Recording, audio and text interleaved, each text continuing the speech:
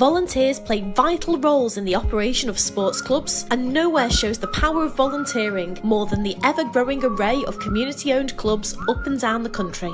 Recent research has found that the gross annual average benefit per club through volunteering value was in the region of £127,000. In terms of economic value, the aggregate annual amount of volunteering effort from the clubs involved in the research was equivalent of over 4,000 days. It is important that clubs look to manage volunteers in the correct way, offer them the right amount of training and support for the role, are clear with the levels of expectation of work required from the volunteer, and the commitments that the club will make to the volunteer in return. Supporters Direct is on hand to offer advice and policy templates to clubs looking to professionalise their volunteer delivery. But for now, we have a few tips for you to follow when it comes to managing your volunteers.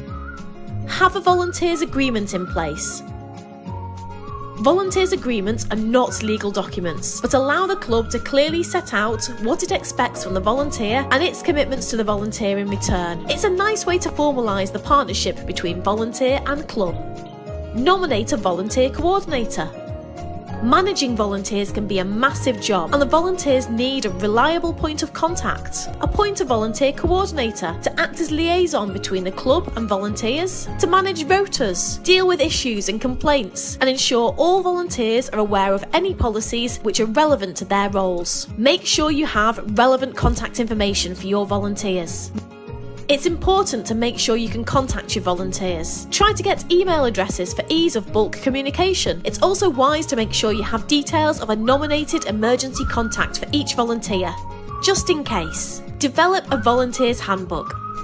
Put together a handbook that covers all the policies that your volunteers need to be aware of and adhere to. Include things like details of the support and training available, the expectation and required commitments, an equality policy, a section on confidentiality, and sections on health and safety and accident reporting. Have regular meetings with your volunteers. Regular scheduled meetings with the volunteers help keep them informed of developments at the club and make them feel and operate more like a team rather than individuals performing a role. Keep them up to date on any new policy requirements, staffing changes, or just allow them a forum to raise issues or ask questions of the club. Celebrate and appreciate your volunteers.